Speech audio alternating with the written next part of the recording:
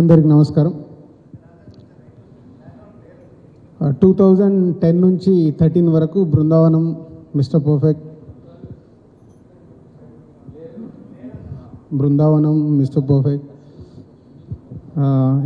ఎవడు, సీతమ్మ వాకిట్లో సిరిమల్ల చెట్టు, రామయ్య వస్తా, ఇలాంటి అన్ని పెద్ద సినిమాలు కంటిన్యూగా చేసాం ఒక 3 years. తర్వాత మళ్ళీ స్టోరీ సినిమాలు సెలెక్ట్ చేసుకోవాలనుకున్నప్పుడే స్టార్ట్ అయినాయి ఈ కేరింత కానీ స్క్రిప్ట్ వర్క్ చేసిన ఇద్దరు రైటర్స్. అప్పుడే మొదలయ్యాయి ఈ Kerintha and Subrahmanyam for sale and ఈ కృష్ణాష్టమి వచ్చేసారు. ఈ స్క్రిప్ట్ స్టార్ట్ అయినప్పుడు సో ఇక 3 సినిమాలు ప్యారలల్గా ఒకటేసారి ఫైనల్ చేసి స్టార్ట్ చేసాం. సో మీ అందరికీ తెలిసిందే, లాస్ట్ ఇయర్ రిలీజ్ అయిన Kerintha and Subrahmanyam for sale మా బ్యానర్కి మళ్ళీ సక్సెస్తో పాటు మంచి పేరు తీసుకొచ్చాయి. So it's Krishnashtami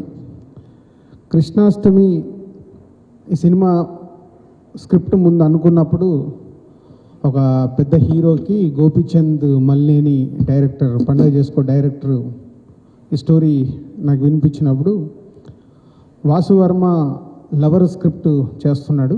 so lover almost Sai Dharam తేజ్తోని ఫైనల్ చేసుకున్నాం. తనతోని స్టార్ట్ చేయాల్సిన టైంలోనే సుబ్రహ్మణ్యం ఫర్ సేల్ స్టార్ట్ అవుతుంది, మళ్ళీ వెయిట్ చేయాలని. ఈ స్క్రిప్ట్ నచ్చి వాసు ఒకసారి ఇది బాగా నచ్చింది నాకు శిరీష్కి, లక్ష్మణ్కి అందరికీ బాగా నచ్చింది, హిలేరియస్ ఎంటర్టైన్మెంట్ స్క్రిప్ట్, ఒకసారి విను అన్నాను.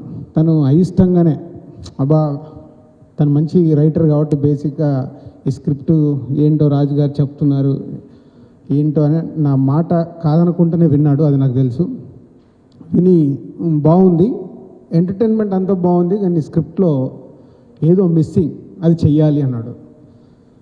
అమ్మాయి మళ్ళీ నా మొదలు పెడితే మళ్ళీ ఒక 1 year మొదలు పెడతాడు, ఇప్పుడు ఆ సోలని మొదలుపెట్టి ఇక రాయడం మొదలు పెడతాడని అనుకొని ఏదో క్యాజువల్గా సునీల్కి ఏదో విషయంలో నన్ను వచ్చి కలిస్తే ఒక 15 minutes సునీల్ ఇది ఒక స్టోరీ బాగా ఎగ్జైటింగ్గా ఉంది, నీకు ఒక 15 నిమిషాలు కథ చెప్తానని తనకు లైన్గా చెప్పానే వినేసి చాలా ఎగ్జైట్ అయిపోయి, సునీల్ అన్నయ్య నేను ఈ సినిమా చేస్తున్నాను అని. సో అలా సునీల్కి 15 minutes చెప్పి ఓకే చేసిన తర్వాత మళ్ళీ అప్పుడు వాసుకి చెప్పాను. సునీల్ విన్నాడు, వాసు నీకు నచ్చింది కదా, సునీల్తో వెళ్దాం అన్నప్పుడు ఇది బిగ్ బడ్జెట్ ఫిలిం కదా, మీకు సునీల్తో ఎకానమిక్స్ ఎలా వర్కౌట్ అవుతాయి, సో అది ఫైనాన్షియల్గా డెఫినెట్గా ఆలోచించుకొని చేయాలి, బట్ ఇది నచ్చింది కాబట్టి మనము అనుకుంటే చేయగలుగుతామని అలా గ్రీన్ సిగ్నల్ తీసుకొని మొదలుపెట్టాం. సో మళ్ళీ వాసు గురించి గుర్తుపెట్టుకో వాసు, తర్వాత మాట్లాడదాను. నాన్నకు ప్రేమతో ట్రాక్ మనది మొత్తం ఇప్పుడు.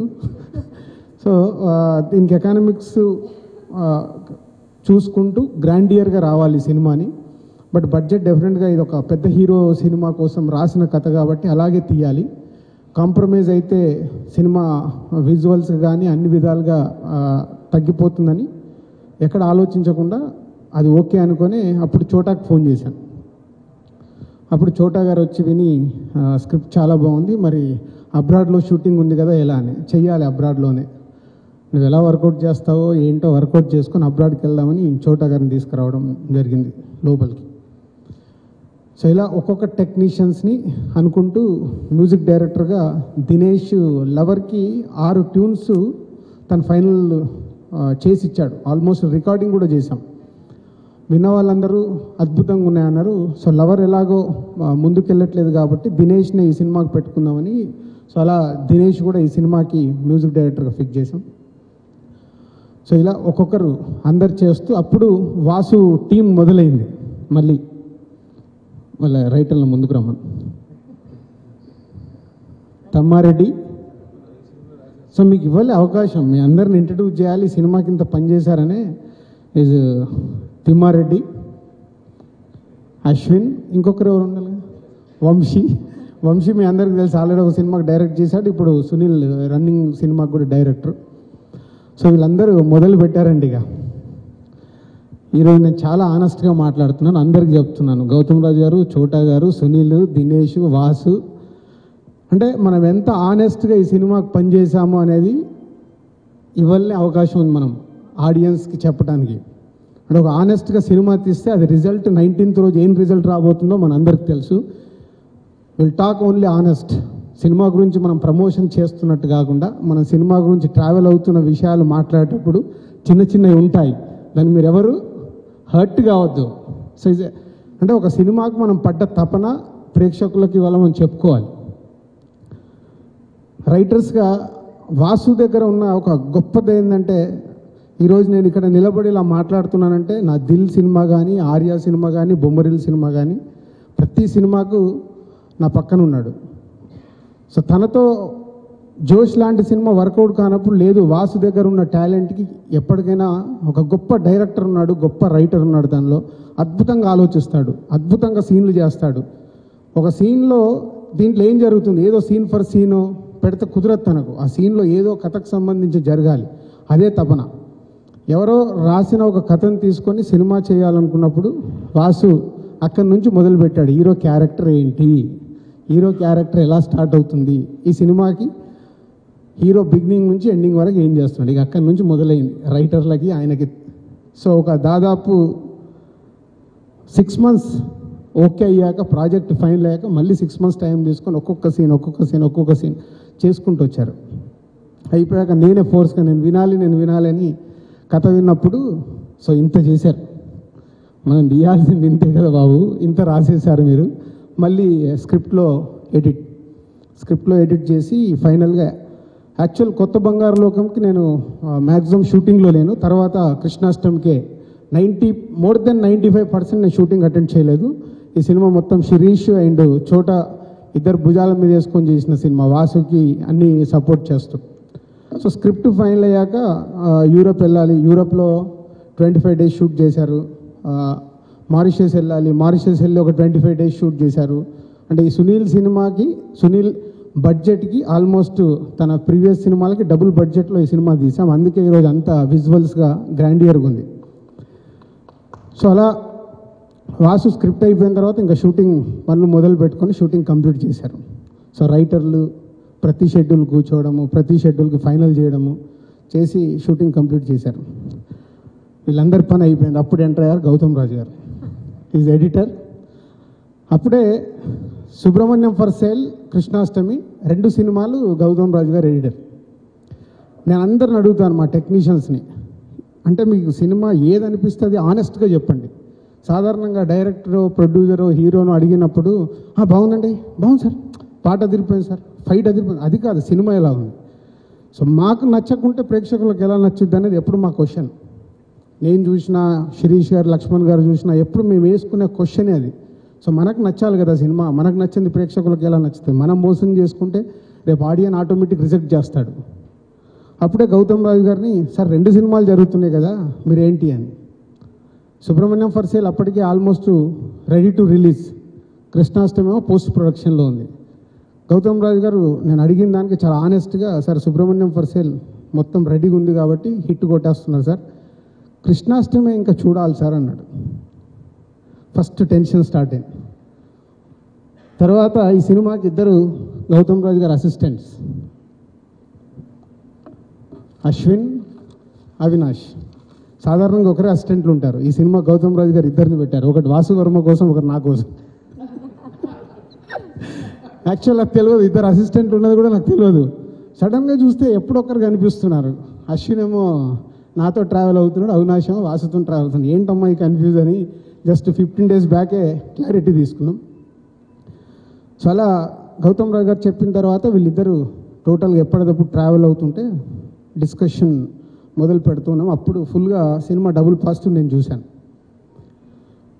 నేను చూశాక నాకు అనిపించినవన్నీ నోట్ చేసుకొని శిరీష్ని, లక్ష్మణ్ని చూడమన్నా. వాళ్ళు చూశాక వాళ్ళ ఒపీనియన్ చెప్పారు, అన్ని పెట్టుకొని అప్పుడు వాసుతో కూర్చున్నాం. వాసు, ఇది మనం అనుకుంది, ఇది వచ్చింది 2 గంటల 50 నిమిషాలు సార్. మాకు చూపించిన వర్షన్ 2 hours 50 minutes. స్క్రిప్ట్లోనే ఎడిట్ చేసాము, సినిమా కూడా ఎడిట్ మొదలు పెట్టాలి, 2 గంటల 50 నిమిషాలు ఉంది. ప్రేక్షకులకు అంత పంపితే కుదరదు, సినిమా తగ్గియాలి, టార్గెట్ ఒకటే, వాసుకి నాకి గౌతమ్ రాజు గారికి 2 గంటల 15 నిమిషాలకు సినిమా తీసుకురావాలి. సో ఆ సినిమా తీసుకురావడం వల్ల చాలా లింకులు పోవచ్చు, పోయినా ముందు ఎడిట్ చేయండి, దాన్ని పట్టుకొని చేద్దామని మొదలుపెట్టాం. చాలా గౌతమ్ రాజు గారు వర్క్ స్టార్ట్ అయింది. గౌతమ్ రాజు గారు ఫైనల్గా ఎన్ని వర్షన్లో ఓపికగా తన అసిస్టెంట్లకు చెప్తూ, ఎక్కడ అంటే ఎన్నిసార్లు పిలుస్తే అప్పుడు వచ్చేయడం, సరే ఇది చేద్దాం అది చేద్దాం అని వాసు చేస్తూనే ఉన్నాడు. ఆ టైంలోనే వాసుకి డాలీ కొంచెం ఇష్టం కొంచెం కష్టం. మొన్న Gopala director is the best friend to Vasuki Dolly కూడా కూర్చొని ఫైనల్గా నన్ను పిలిచారు. 2 గంటల 15 నిమిషాలది 2 గంటల 19 నిమిషాలకు తెచ్చారు సినిమాని. కాదు 2 గంటల 15 నిమిషాలే కదా మనం అనుకుంది అని. అప్పుడు అది రెడీ చేసి ఫైనల్ చేసాం. ఫైనల్గా 2 hours 15 minutesకి సినిమా తీసుకొచ్చాం. సో గౌతమ్ రాజు గారు వర్క్ అయిపోయాక డబ్బింగ్కి పంపించాం. డబ్బింగ్ పప్పు ఇంకా రాలేదు. తను మొత్తం సినిమా చూసి బాగుంది సార్, కానీ ఎక్కడ ఒక దగ్గర చిన్న ఏదో మిస్సింగ్ సార్ అన్నాడు. ఏం కావాలి అన్న, ఫ్రీ క్లైమాక్స్ ముందు ఇలా ఉంది సార్, అక్కడ ఒక మంచి ఎంటర్టైన్మెంట్కు స్కోప్ ఉంది సార్, అది మిస్ అయ్యారు అని. సార్ ఒకసారి డైరెక్టర్ కూడా చెప్పు అని. డైరెక్టర్ డబ్బింగ్కి వెళ్ళినప్పుడు డైరెక్టర్ కూడా చెప్పాడు. తర్వాత సునీల్ అక్కడే డబ్బింగ్ చెప్తుంటే సునీల్తో కూడా చెప్పాడు. సో మెల్లిగా డాలీ వాసు మాట్లాడుకొని వీళ్ళందరూ అనుకొని ఒక సీన్ వచ్చి చెప్పారు, సార్ మీరు అనుకున్నట్టు అక్కడ పప్పు అడిగాడు కదా, ఇలా చేస్తే బాగుంటుందేమో అని. మళ్ళీ అందరు ఆర్టిస్ట్ని గ్యాదర్ చేయాలి, ఒక్కరోజు షూటింగ్ 9 నిమిషాల ఎపిసోడ్. అది ఇంత లెంత్ ఉంది, మీరు ఇంతమంది ఆర్టిస్టులను పెట్టుకొని ఎలా చేస్తారంటే మళ్ళీ కెమెరామెన్గా చోటా గారు ఎంటర్ అయ్యారు. సో నీకెందుకు బ్రదర్, నేను ప్రొద్దున మొదలుపెట్టి లేట్ నైట్ అయినా మేము కంప్లీట్ చేస్తామని బ్రహ్మానందం గారు ప్లస్ అందరు ఆల్ ఆర్టిస్టులతోని ఫ్రీ క్లైమాక్స్లో వచ్చి ఒక సీన్ ఫైనల్ చేశారు. సో అందరు ఆర్టిస్టులను పిలిచి మళ్ళీ మార్నింగ్ ఆల్మోస్ట్ 24 hours మార్నింగ్ మొదలుపెట్టి నెక్స్ట్ డే మార్నింగ్ వరకు ఆ సీన్ కంప్లీట్ చేశారు. వాళ్ళు ప్రామిస్ చేసినట్టుగానే 1 dayలో కంప్లీట్ చేశారు.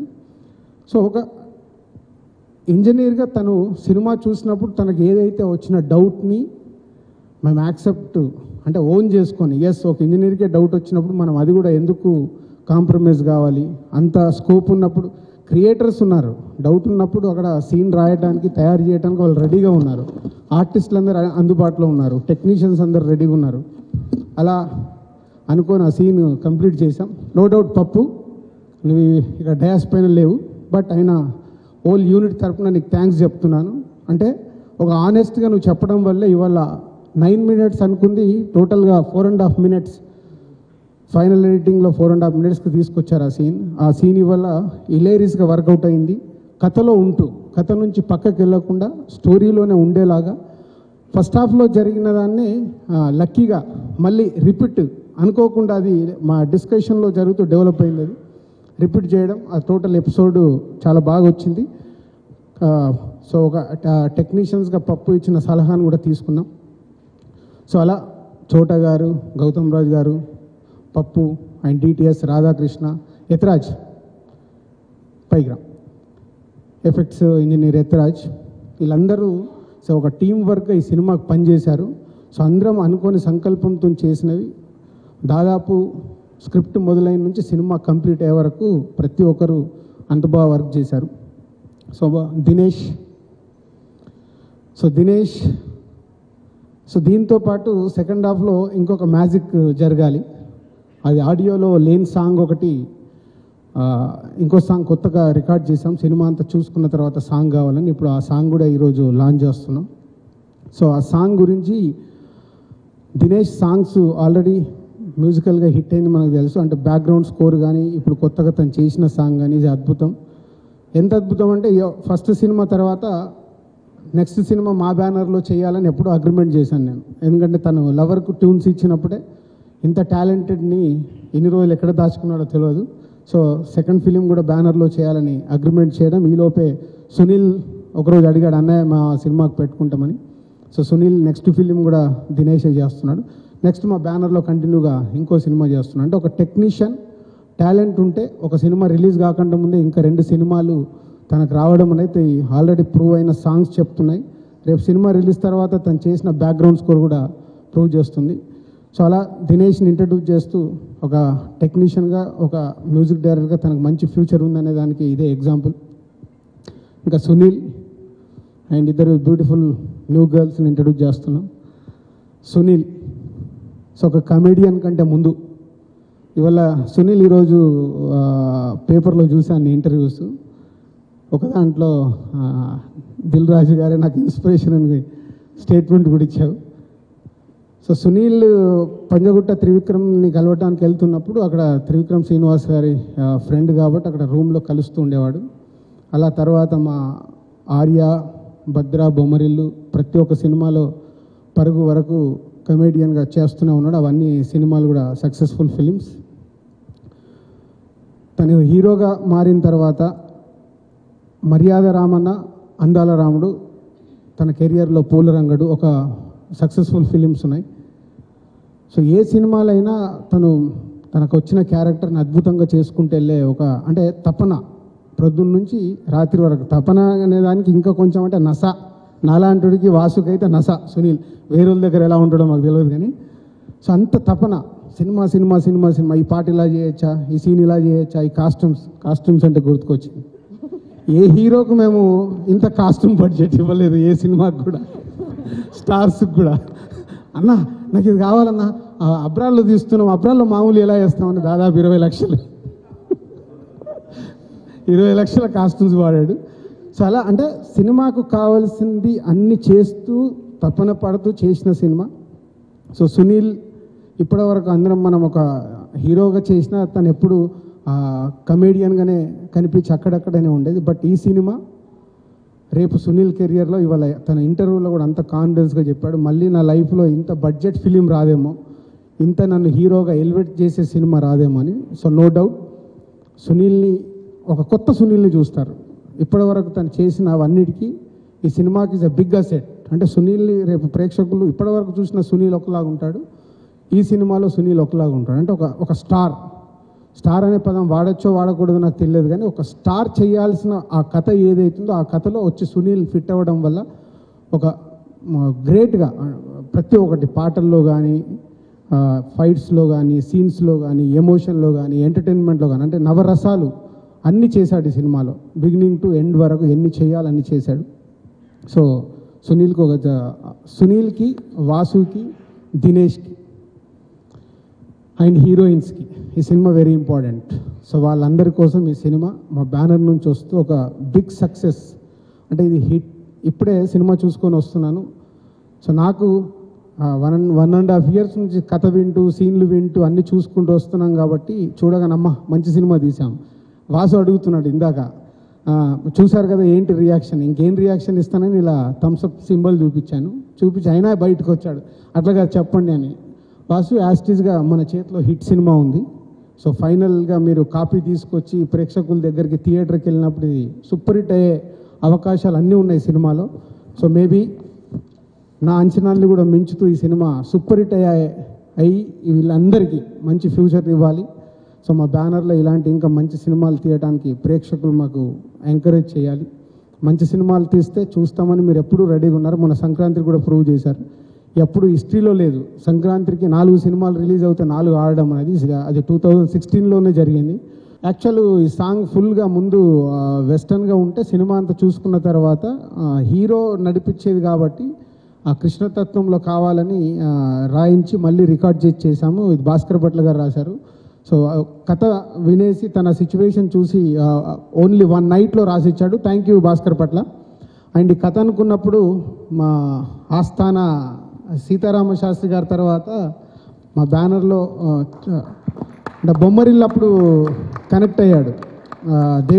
దేవిశ్రీ ప్రసాద్ పరిచయం చేశాడు. అప్పటి నుంచి అంటే కథని ఫాలో అవుతూ పాటలు రాసే దాంట్లో కొంతమంది రైటర్స్లలో అనంత్ శ్రీరామ్ ఒకడు. అనంత్ ఈ కథ ఓకే అనుకున్నప్పటి నుంచి ట్రావెల్ అయ్యి 3 పాటలు ఈ సినిమాలో రాశాడు. Thank you Anant. Is lots అంటే ఒక సాంగ్ ఫర్ సాంగ్ కాకుండా కథలోనే జరిగే పాటలు మేము ఎప్పుడు లైక్ చేస్తాం. అలాంటి రాస్తున్న మా లిరిక్ రైటర్స్ అందరికీ కూడా ఈ సినిమాకి రాసిన అందరికీ థ్యాంక్ యూ వెరీ మచ్.